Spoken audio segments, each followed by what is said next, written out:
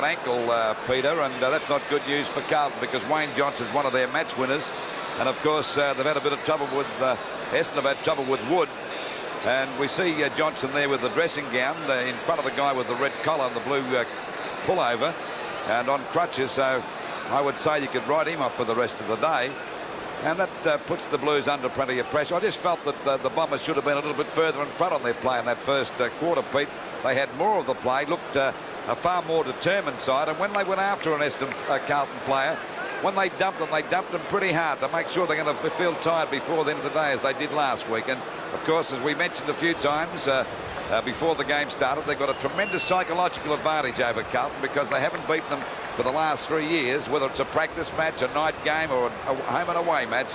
They're sitting on top of the world as far as that confidence is concerned. Conversely, Lou, Essendon have appeared in 5 elimination finals since 1972 and lost every one. Well, they've suffered with that dreaded disease of eliminitis, but today they're off to a great start. It's certainly great to see Vanderhaar doing so well, but the great or the most improved player is Danaher, their skipper, who was soundly beaten by Dool last week.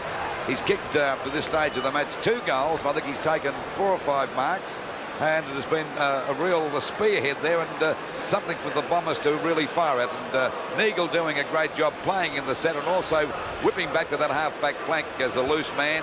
And, of course, you mentioned during your commentary that Watson doing a fantastic job creating the loose man. He's been instrumental in a couple of goals. He's a great player when he's firing. And the big thing that's got to be in Essendon's favour that he lasts the distance because he can go in bursts then fade out of the game. There's David Parkin would be a bit concerned, particularly losing Wayne Johnson now coming off the ground on crutches and doesn't look the best to me. There he is. I'd say there's no hope of that guy playing today. No, I go along with that unless he makes a miraculous improvement. Always on the cards, but I wouldn't think possible. I didn't see it happen. No, I can't recall any. Well, it could be one of those ones you go over it, Pete, and of course there's plenty of rough surfaces out there. You'd do anything within that mud patch over there. Well, Wayne Johnson will be very, very disappointed. Likewise, the Carlton fans and also his teammates to see that.